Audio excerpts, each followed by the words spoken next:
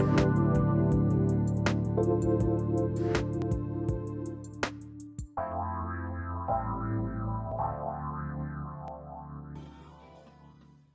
everybody, welcome. It's so great to have all of you tune us in and turn us on. This is a fired up show right now. This is like so absolutely super important. And, you know, my guest life coach, my special guest, life coach, Rikki Schwartz, joining me here today. We're talking about what does reclaiming your life look like and how do you start? Now, look, if you're Rikki, well, first of all, you should know Rikki also is the host of a fantastic podcast, fantastic show. But the question mark really is, when you take on a topic like this, underneath it has to be a story, has to be a journey you've gone through, where when you're talking about reclaiming your life, you probably had to figure out how to do that. You bet. When you're Rikki, you know you're a business manager. You've built teams. You know what building $400 million profit. You know what it's like to have a challenge in front of you, meet it.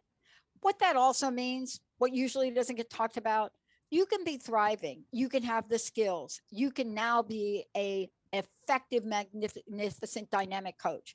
You can also be in leadership development. You can be all of that. But underneath that, you have been through the fire. You understand when the heat's being turned up.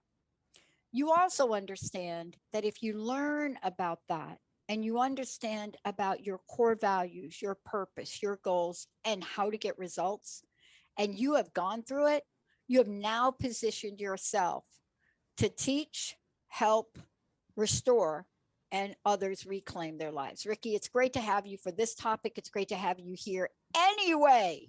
Thank you, Pat. Me too. I'm very excited. Yeah. I love these questions, right? I get these questions. I get asked, what were you thinking? What were you thinking? Come on. What did you went back to school at what age? How long did you take to get that degree? And then you're paying for airtime to do what? And we don't get it. Like, this is a latter part in your life. Why? So the why question, Rikki, it's the why question. I don't even like that question anymore. I want to know the what after the why. Go ahead. Okay. So I think you touched on it absolutely, which is, even if I go back a little further, as a kid, I think if you ask any kid between the ages of like, I don't know, 7 and 14, ask them what they want to be when they grow up. I swear to you, most of them either say a psychologist or a veterinarian. I don't know why, but they do. And I was no exception. So even at a really young age, I thought I wanted to be a psychologist. Sometimes I think that happens because we have families that aren't particularly functional. And I didn't have a family that was particularly functional. So I was thinking psychologist, I'll help other people. But my mom was a single mom and she struggled with finances. And I grew up thinking, get a job that's stable, that's going to pay well, no matter what. There's always going to be a need for it. So I drifted into chemical engineering. I'm not sure how. And I ended up working for first a university as their director of environmental health and safety, and then for an environmental company or waste management company. And I worked at the waste management company for 17 years. And I loved it, not because I loved garbage, like many people do, but because I was able to lead about 42 people. And my favorite part of the job, and they will tell you this because they knew it, was the coaching, if you will, as their manager, as their leader. They were all a lot younger than me. And so I found myself doing a lot of coaching, so to speak, unofficially. And I also found myself watching them, even at a young age, settling for their circumstances, poor marriages, being in a curriculum at school they didn't like. Some of them didn't like elements of the job, not after they worked for me, of course, but before then, toxic relationships with family. I mean, I could go on and on and on. And I always wanted to jump in and challenge them. Why are you settling for this? But unsolicited challenging is not always welcome. So I would just get frustrated. The empathic part of me would just kind of buzz around and get frustrated. And then, like you said, a few years ago, after, I don't know, 8 promotions, 6 promotions, and kind of on my way to the golden ring, they downsized and I was out. It was that simple. And I was not prepared. I had such false hubris, I can't even tell you. I thought I was irreplaceable. And there I was without any kind of job. And that shook me to my core. I don't think there's anything else that could have shaken me that badly. I really don't. And I was motionless for a while. I was just paralyzed with fear, with doubt, with shame, with humiliation.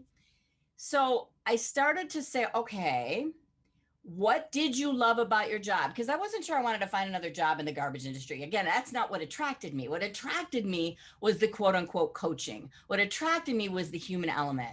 I said, okay, it might be a little late, although Dr. Pat would tell me otherwise, to go back and earn a 4 or 6 year degree. I think you might have kind of fooled me on that one. But I did know that I could get a certification in life coaching. And I thought, this is where the rubber hits the road. This is where I have to reclaim my life. And I didn't think in a million years I would make a right turn like that. At the same time, I also became the president of a large company called the Center for Agile Leadership. And it's all part of the same thing. I teach people how to lead. It's all using my core values and my passions all at once. It kind of came at the same time. And I will tell you, I don't know that I'm happier than I was with the Waste Company because I really did love leading those folks, but I'm certainly as happy in a different way.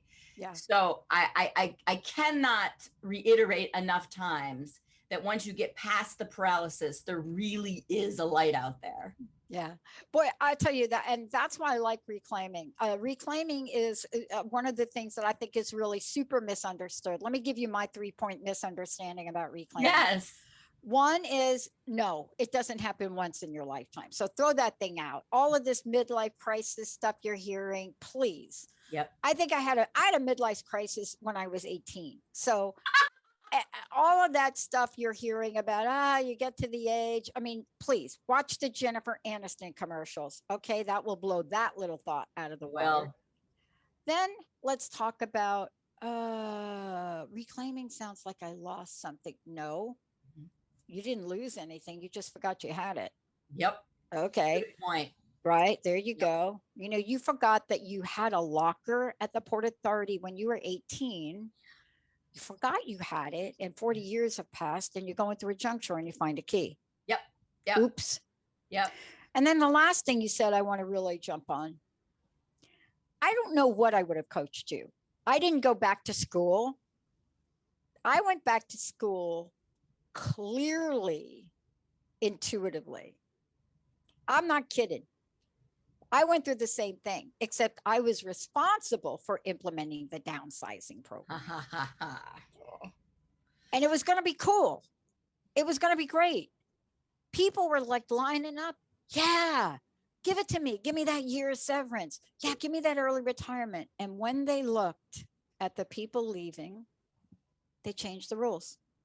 They targeted senior people. So my boss is ripping my badge off my neck because I refused to implement a program that was going to fire a woman with 29 years and 11 months service. Wow. It doesn't matter how we get to this conversation today. That's what I want to say to people listening. Yes. The choices you make are going to reveal ultimately that place you've always meant to be. Let me ask you this question. You talked about core values. I had to go to school. Why did I go to school? I didn't understand what was going on with these people. I went to school to try to figure it out. Yeah. Betrayal, broken promises. Yes. Yes. So what about this that we discover in reclaiming that is stemming from our core values of who we are? I'm glad you asked the question. And the first question that I ask all of my first day, first minute, pretty much, life coaching clients is, let's talk about your core values, because I really think that if you don't know them, you don't know where you're going. And if you do know them, you have to ask yourself if they're driving your decisions. So for me, and what led me into this area of reclaiming my life was empathy powers my relationships. That's one of my first ones. Well, clearly life coaches have a tremendous amount of empathy, or can, in order to really be able to understand and meet the clients where they are. 2, excellence is the goal in all things I do. So that goes without saying, for me, has been since a little kid. 3, passion and purpose fuel my perseverance. Our fuel tanks get empty. Everybody's fuel tank gets empty on the big stuff. If you don't have purpose driving the passion, you're going to run out of fuel. I mean, you really do. So that's always what brings me back my energy. My 4th one is my value is measured by my service to others. So those are my 4, and they just kind of rang the life coaching bell, or when I was a kid, the psychology bell, whatever you want to think of it as this is really what I'm meant to do. And my 5th core value is that those 4 core values drive all of my major life decisions. And that's why I work through them so carefully with my clients. If you don't know your core values, you're not living with them, you're making decisions based on impulse, based on what other people want, based on the locker you left at the city authority. So it's really important to keep your eye on your core values. If you're doing something that doesn't ignite them, or they don't ignite what you're doing, you're probably doing the wrong thing. Yeah. And, I want to tell you that why this is important to have you as a life coach talk about it, because I talk about my journey, and literally from earliest days, I remember not knowing what I don't know. I remember that at a very young age. And when you don't know what you don't know the questions. And people don't understand. Why don't you know the questions? Yeah. Why can't you ask me the question? Yes. Because you don't really know what you don't know, but you want to get from here to somewhere else. Yes. What have you found the greatest challenges that people have from the realization that they know they got to get from here to somewhere else? And we're going to take a short break and answer this when we come back. Okay. I want to go from here to somewhere else, but I'm going to go on this doctoral program because I don't really know where the dang somewhere else is. I know I'm not going to be singing on on The Voice, so that's not going to happen. But I know I want to go somewhere else. Yeah. How do we get that clarification? How does Rikki Schwartz get us from, you now talked about your core values. Now let's talk about where you want to put them. That's coaching at its finest. Stay tuned, everybody. We're going to take a short break. We'll be right back.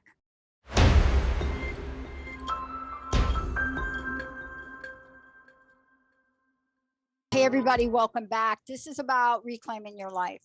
What does that look like? 1-800-930-2819. If you want to get some advice from this fantastic, international life coach, Rikki Schwartz, please give us a call, 1-800-930-2819, because guess what? Here's where we are. We are in a reclaiming, unlike any reclaiming we have done in a really long time. This is where we are. Everything from people being asked to pop out and go back to work in a work situation they hadn't been in 18 months, to go from this is where I am, my kid is still home, but come back to the office. This is about realizing who I am, what I do, what's possible for me, and how has these past 18 months changed me as a person. And then what does it mean to realize that you cannot take the journey alone? And I've shared this with all of you a lot. I am here because I have got a phenomenal team. I have got Olivia putting in the right pictures. I've got Jacob doing that, working with our hosts. I've got Jessica that has learned everything in the industry she can learn, including sales and marketing. And I've got Linda that puts all the glue together, and there's not much that gets by her. In addition to people that social media post and graphic artists that create the great images you see. I don't do it alone. So I don't know why many of us will go through life, as I've done most of my life, and not say, I need to call a Rikki Schwartz. I need to call Rikki. And Rikki, before we even go, how do people get a hold of you? What's your website? myturnlifecoaching.com. So people have asked me this question. They said, Pat, man, you're bringing on a lot of coaches. And I just looked at them like, okay, yeah. Look, why? I hate that why question, but I've learned to deal with why. Just saying. The question's really what? And I said, here's the deal. I'm not like you. You're not like me. Yes. There are tens of thousands of people listening to these shows. You're going to resonate with Rikki in ways other people don't. But more importantly, what do you need to know about a good coach? And by the way, Rikki is a good life coach. But what do you need to know about how to look for the signs and how to get from where you are to where you want to go, even if you don't know what you don't know, Rikki? Yeah, that's an amazing question. So first of all, I think that through television and movies, I don't know if I hope it's a false image. I really do hope it's a false image of what life coaching looks like. And it's always somebody in Hollywood who's talking to their life coach on the phone, and the life coach is saying, "You're the smartest, most wonderful person in the world. Say it with me. You can do this. You can do this." And they kind of act like a cheerleader. I don't think of life coaches as cheerleaders. They're coaches. It's a different part of the team, right? So if you we're not filled with, or I think good ones shouldn't be filled with just daily affirmations. Number one, they do nothing to make the client dig deeper into why they ended up where they are. That's hard work. I'm not going to say you're the best at something until I know you. And I'm not going to ask you to tell yourself something until I know you. So if you remember, if you're old enough to remember Saturday Night Live and Stuart Smalley, remember Al Franken had that character named Stuart Smalley? Oh, yeah.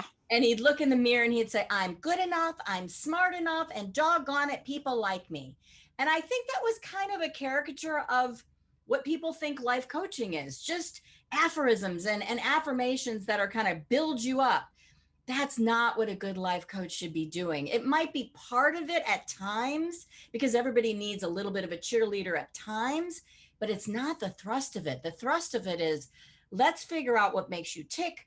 Let's figure out how you got here. Let's figure out where you thought you wanted to go and when that changed. Let's start with awareness. That's what a life coach is going to do. That's what differentiates, I think, the character type life coach from what I think a good life coach looks like.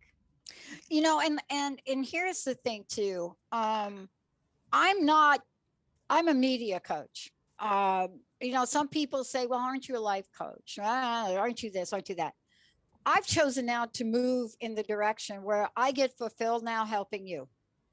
That's where I get fulfilled. I get fulfilled by looking at and saying, how do we get the best of this woman out in the world? Does that mean I abandoned the things I learned? No. That's it. And so I live in the realm where we don't know what we don't know about where we're going with your idea to do a show. Yes. Get there.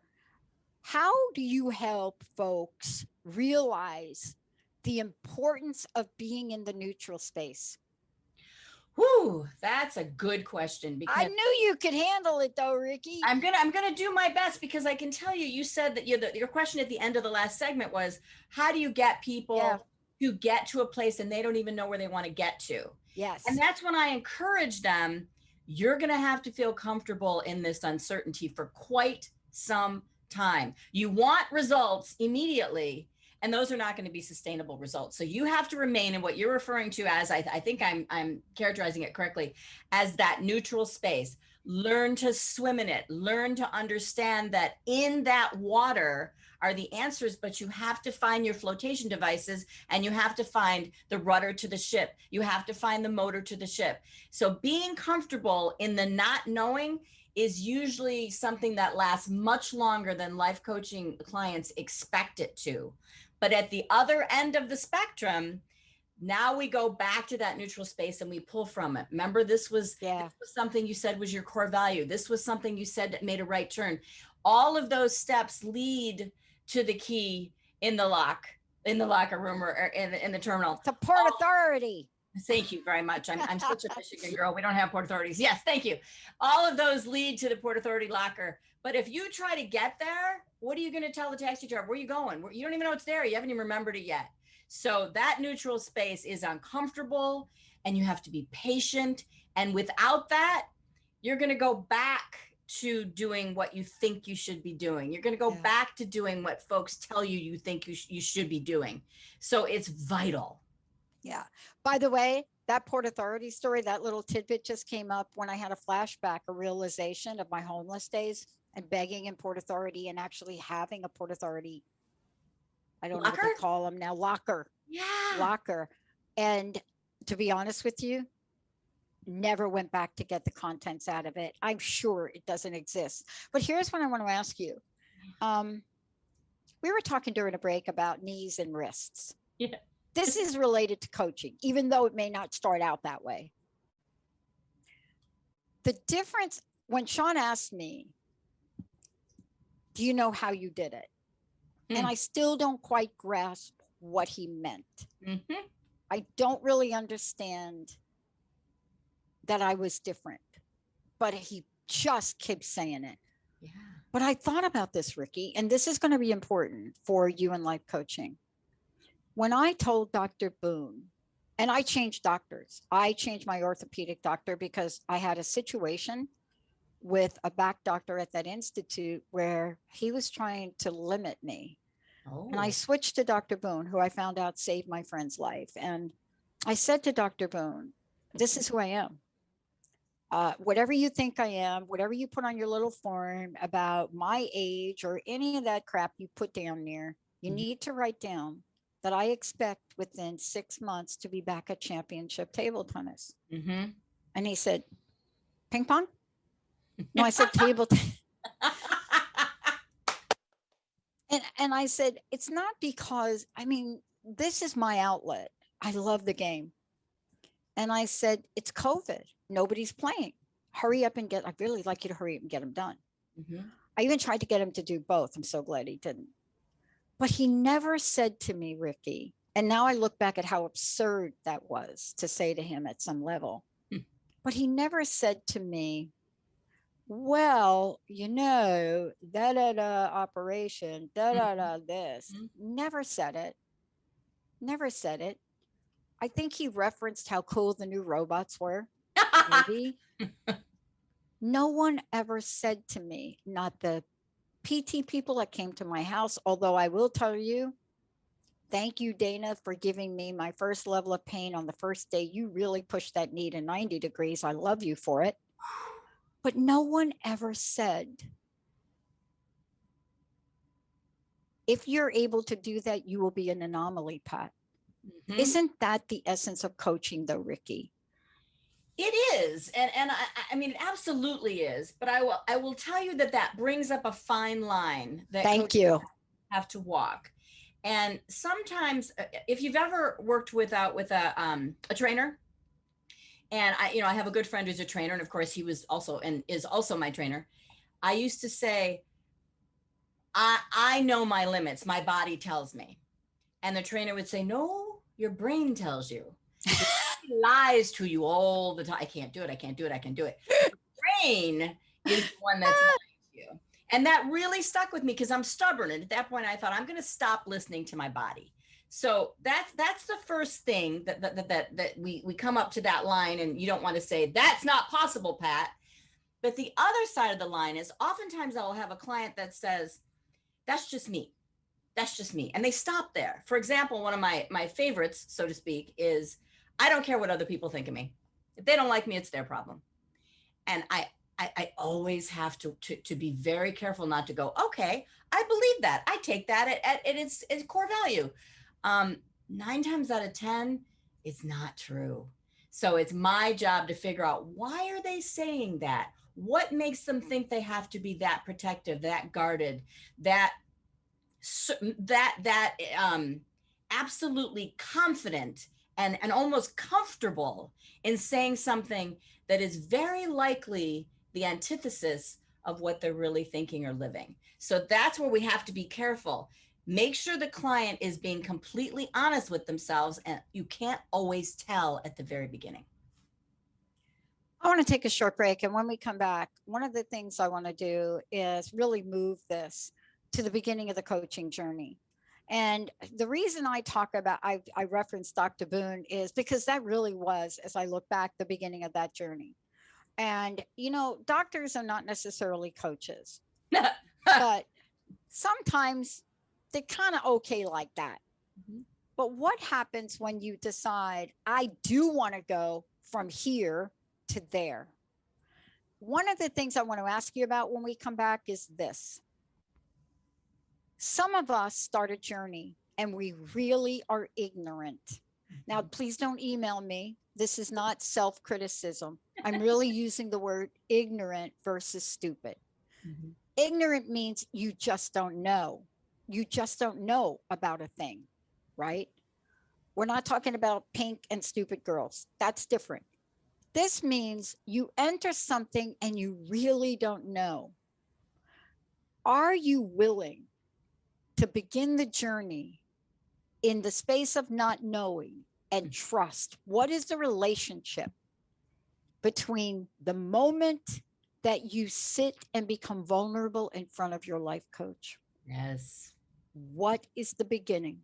How powerful is that? That's not me. Rikki's going to talk about it. We'll be right back.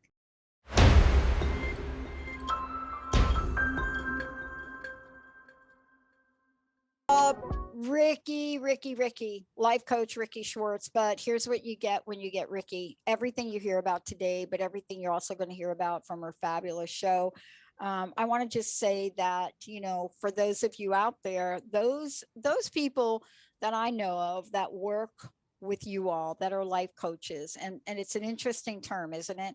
What that means is there are a lot of potholes you step in. There are parts of your life that you didn't even know you needed to address or talk about, and you want to really work with somebody that's got some depth. Earlier in the show, you heard about Rikki's depth. You heard about her experience in coaching in the corporate environment. So she understands the corporate environment. Why is that important to you? Well, maybe that's you. You know, 80% of the people are attached to a corporation. And so somehow, some way, there are going to be things that come up that are not going to feel right to you. And you're not going to realize at that moment that you need help. But it's a sign. If you are in your life and you get to the point where you say something like, this doesn't feel right, that is a sign for you to move into my turn. It's your turn. You've got to allow yourself that. We're going to be talking about the beginning of the journey, how it starts. And during the break, you know, we were talking about how that does start. And we're going to talk about why the beginning is so important, because it's the moment that you allow yourself to be vulnerable. Rikki, before we do that, let's talk about My Turn Life Coaching for a minute. Mm-hmm. And also how you've now brought that out to your radio show. How do people find out about all of this? So word of mouth was what I relied on originally, and I was more successful than I expected to be. Once you have a happy client, they do tend to do the marketing for you. But it's a personal thing. Like you said, you have a few coaches and each of them touches a different part of your soul and your heart and your head. And there's a million shingles out there. And it's really hard for the person who's already feeling indecisive, already feeling like, I don't know what to do or where to go, to find the right life coach. And then to, in fact, hope you found the right coach, sit down with that person, and they're not the right coach for you. That's a horrifying imagery for me. It's horrifying. So I thought, okay, I'm going to use word of mouth. I'm going to use the marketing that comes from my clients. And then I decided to do the radio show, My Turn Life Coaching, Reclaim Your Life, because now you get to see a little piece of who I am, how I think, how I don't think, what I'm interested in, what my passions are, just based on the experts that I choose, the subject matter experts, based on how I respond to them, based on the questions I ask. That's really the only way that people are going to get to know me. Before they decide, yeah, I would sit down for a cup of coffee with her. I would sit down for at least one free life coaching session so that I can figure out we are simpatico. And I think it's more important if you're at the beginning of this journey and you're already feeling like somehow you have failed or not done what you were supposed to do. The last thing you want to worry about is, now who am I going to pick to help me with this? Yeah. And, you know, it is a journey, and that's what I want to get back to. One of the things I commented before the break, and thank you for really pointing that out, is there is a level of vulnerability that I've come to know, even being on this platform and talking with you. And I get asked a lot of questions these days. One of them is, has this gotten old for you, Pat? Ah, And I have to think about that. And I said, I got to tell you, every time I have a conversation with someone, I get the same butterflies I've gotten me, 17 years ago, me too. because this is not me. I didn't sign up to pay close to $1 million in airtime so that I could have my face and my mouth out here. Right. This is because the listenership and what they said they wanted us to do was so in my heart. If you're a life coach, Rikki, like you are, Yeah, this is not about some blueprint. This is about something in your heart. it is. The It is. journey begins with vulnerability. Asking for help is vulnerability. It's What have hard. you seen in your practice? Oh, So hard. So I've seen, mostly I see people who, first of all, don't have a clear understanding of what life coaching looks like. And I mentioned that earlier. They're expecting the affirmations. So they almost always jump in at the beginning saying, okay, so here's my life story. And there's going to be a time for that for sure. But I need to start way before the life story. And that usually surprises them. And that usually helps them understand I am not just putting you into a cookie cutter. You don't like your job? You want to change your job? Let's talk about how you change your job. I think first you should fill out a resume, and second, you should go on Inside. That's the stuff that is going to create that same sense of, well, I'm back to where I started it, not really knowing how I got here to begin with. So almost immediately in my life coaching, I'm asking so many questions that are going to raise their level of awareness. And the first set of questions, like I mentioned earlier, are what are your core values? And oftentimes it's not the core values they come up with. Those are good and those are going to be resourceful in the future. But it's their process of getting the core values that makes me learn so much about them. Why did they decide? Well, I don't really know. The minute they say, I don't really know, I already know more about them than I did 5 seconds before. They don't know their core values. I know something about them. They've been, as I put in my promo, they've been on a bobsled. They're just leaning in and gravity's kind of taking them along. They've never even thought about their core values or what their legacy is going to be at a memorial service. All those things aren't what's driving them. So just that teaches me so much about them right off the bat. Then we work through what those core values are. We usually massage them and finesse them. Right away, I can almost guess how you got to where you are. I probably don't even need the life story. I would never guess, and I'm going to eventually ask for it. But following that, then I give them all a self-saboteur assessment tool. It's my favorite assessment tool in the world. I think on April 28th, I did a whole show on the saboteur assessment tool. That's what teaches us what have we been using since we were kids to protect ourselves, which is now hurting us. It's a tool that takes 5 minutes to fill out. I always thought anything that's that fast and quick is not going to be effective. I was wrong. It's an astounding tool. And right away, if I find out what your saboteurs are, and I find out what your core values are and how hard it was for you to get there, we have taken a huge step toward figuring out what to do, a much bigger step than, so I was born in Detroit and I right? So I think, again, they have to be comfortable with the questions, comfortable with my curiosity. I'm curious by nature, and boy, are you going to see that in a life coaching session. So comfortable answering questions that you don't even know why I'm asking them at the beginning. Trust the process. And if we are compatible, trust me. yeah. I want to skip the break and kind of roll ahead here, Benny and Olivia, and Rikki, because I want to keep the flow of this going, because once that door opens, once the gate opens and you're willing to step in, the next question really, at least for me, my experience in saying yes to getting help was, am I all in? Am I half in? Do I have my toe in? Right. Yeah. And, when you have your toe in, I'm not saying that this is Rikki, but I've been very reluctant at times, but I've had a vision. I've known where I need to go. Yeah. And the greatest thing that ever happened to me was having a coach fire me. And that's my words. I don't know. I don't know what you call it, but having a coach call it fire me. Separation, but go ahead. That's good. That's good. And, I thought about it and I looked at her and I said, man, you're right. You're right.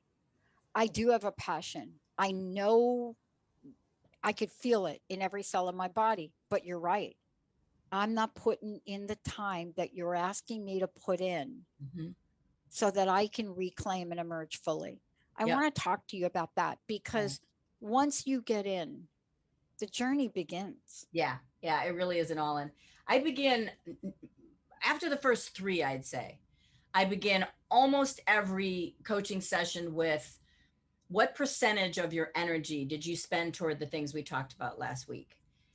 Gives me a really good idea. If they start with, oh my gosh, I was so busy, I already know. I already know the number's going to be low.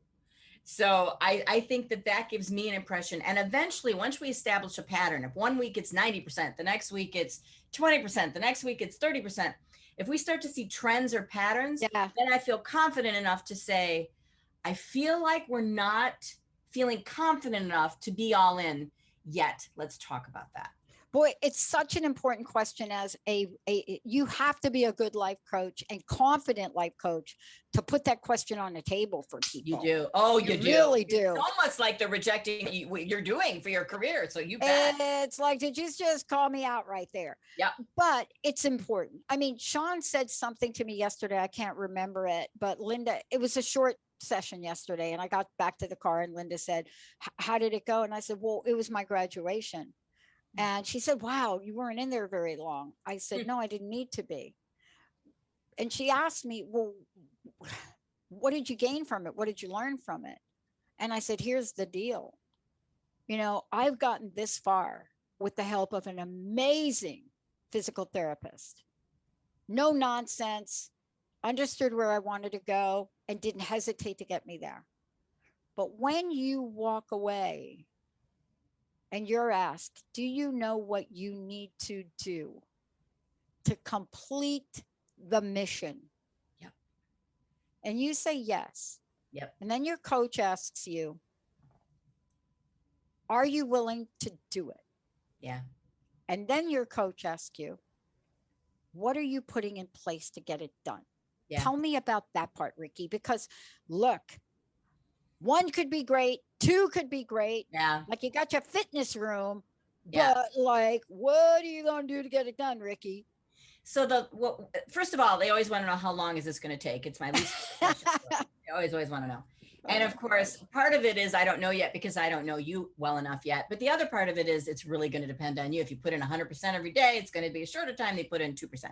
So of course, that's never the answer they want to hear.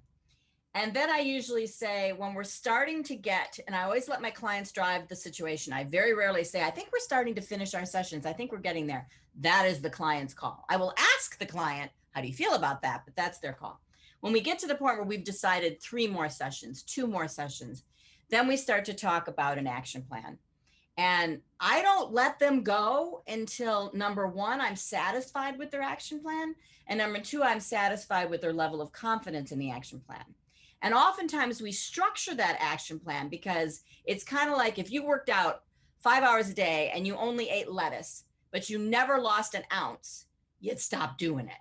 So what I try to do when I set up their action plan is let's talk about the successes that we've had.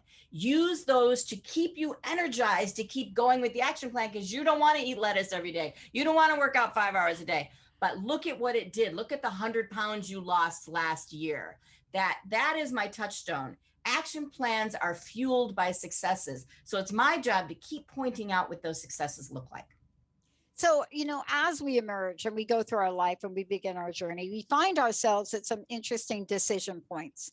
Mm-hmm. And, you know, I used to do a whole bunch of shows on decision making early on.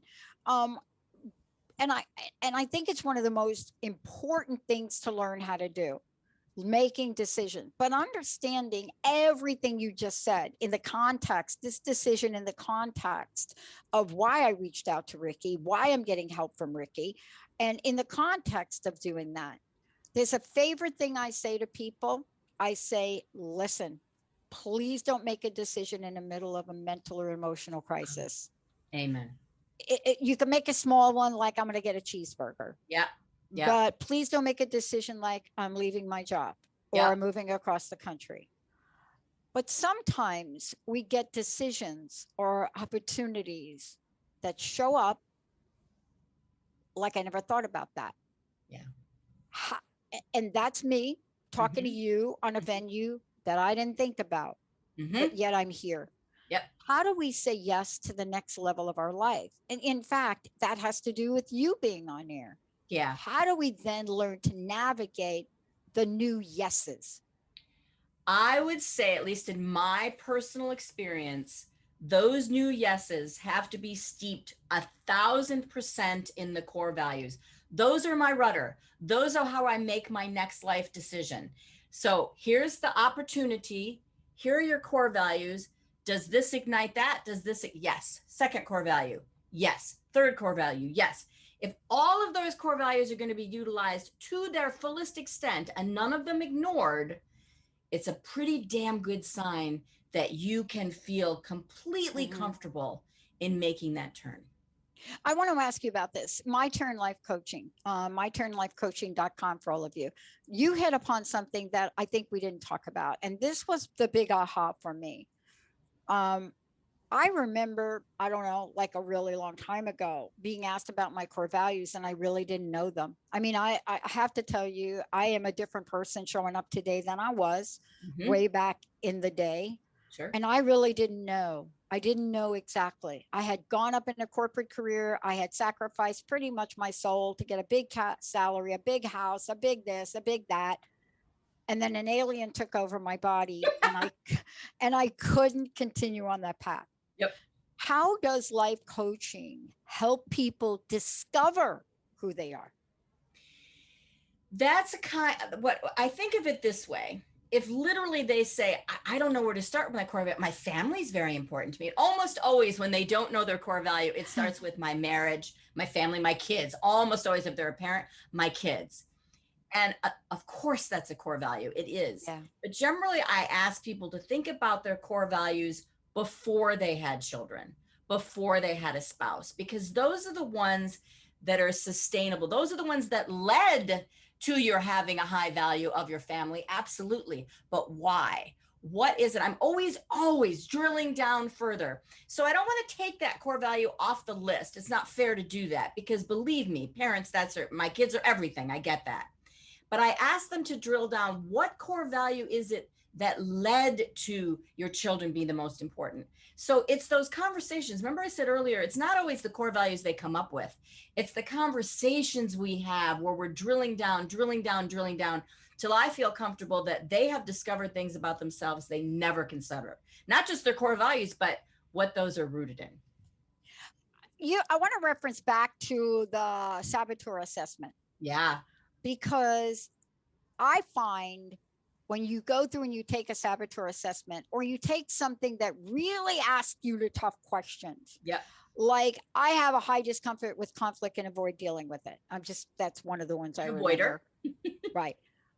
Um, when I go through these tests, what I find is I grew up in a family where, let's just say, a Mediterranean family, highly emotional, that family. And I shared this the other day, Rikki, and it was like, I said, yeah, I mean, I don't really avoid anger. I mean, I don't go around punching anybody, but if there's like an angry thing going on, Mm-hmm. I'm more interested in knowing, hey, how you doing? Is there something you're angry about? Yeah. You don't ask a person that's not comfortable with anger how they feel about their anger. Nope. But that's because any given Sunday, the meatballs may get thrown from one end of the table to the other because they have too much breadcrumbs in them. Absolutely. And then you move on to the pasta. That's why the Saboteur Assessment, the core values, that not only teaches me the right questions to ask, it teaches me what are the wrong questions to ask, because I can trigger some of those early deep root causes, and I can sabotage the relationship pretty early on. So again, that's why assessment is so important. I've got to know what I can ask you safely, what I can challenge you with safely, and what I need to be more careful to keep the meatballs from getting thrown. I am probably not going to ask somebody who's an avoider, tell me exactly how you feel right now. Go. It's literally, particularly if I feel like they're dissatisfied with where this is going. So that again frames my coaching. It is so customized based on their needs. So in the few minutes we have left, we've talked about a lot. And the reason I was so excited to really do this with you is because we are in an extraordinary time. And I am going to be doing an entire series of shows on this. You know, I am getting feedback from our listenership, from the women in our listenership, not so much from the men because they're just not reaching out, but I would imagine they're going through something similar. And what's happening right now, and it seems to be in the headlines and in the news and in the statistics, women are not going back to a work environment they thought they were going to go back to. They're not going back to the same jobs. If they were on family leave, some of them are getting cuts in pay, which is illegal. This is a scenario. Just come back to work the way you used to. Yeah. People need help. This is a reclaiming issue as well, isn't it? It is. I would call the pandemic a horrifying opportunity. It literally is giving us permission to examine what we thought was what I always call with my clients fine. It was fine. It was fine. You don't want to die having lived a fine life, so to speak. You want to die having lived the right life. So I have seen time and time again, either people can't go back to work or they're thinking, do I want to go back to work? That's why I didn't go back to the garbage industry. 20 years, I knew that inside and out. But now I wanted to figure out, what do I have this amazing, I never would have quit. I can tell you right now, I never would have quit. It was a cushy job and I liked doing it. But now is the time. There's never been a better time. The whole world is upside down. Turn upside down with it. That's what this horrifying opportunity can do for us. Wow. Rikki Schwartz, everybody. Rikki, how do people find out about you? How do they work with you? How do they listen to your show? How do they ... all of the above? Okay. So my webpage is myturnlifecoaching.com. There's a contact tab. You can just email me at Rikki@myturnlifecoaching, or you can use the contact tab on the webpage. My radio show is the second and fourth Wednesday of every month, noon Pacific time to 1 Pacific time. It's called My Turn Life Coaching, Reclaim Your Life with Rikki Schwartz. And I really encourage you guys to cautiously consider whether we're the right fit. If we're not, there's plenty of others out there for you, but don't let that discourage you from not doing anything, please. I love it. Rikki Schwartz, last question. What's your personal message, Rikki? What do you want to leave us with today? Live the life you want to be talked about at your memorial service. Live that life. Boy, Rikki Schwartz, everybody. I'm Dr. Pat. Benny, thank you for pushing all the right buttons. Olivia, thank you for making this stream beautifully. And a special message to all of you out there. We're listening to you. We're listening to what you want more of. We're listening to how to provide a platform with the people that can help you. And that's why you heard from Rikki today. We're bringing folks to the forefront that enable you to reclaim your life and whatever that means to you. Thank you for being the best listeners on the planet, the best viewers on the planet. And thank you so much for giving us feedback on what you want us to become. We'll see you next time.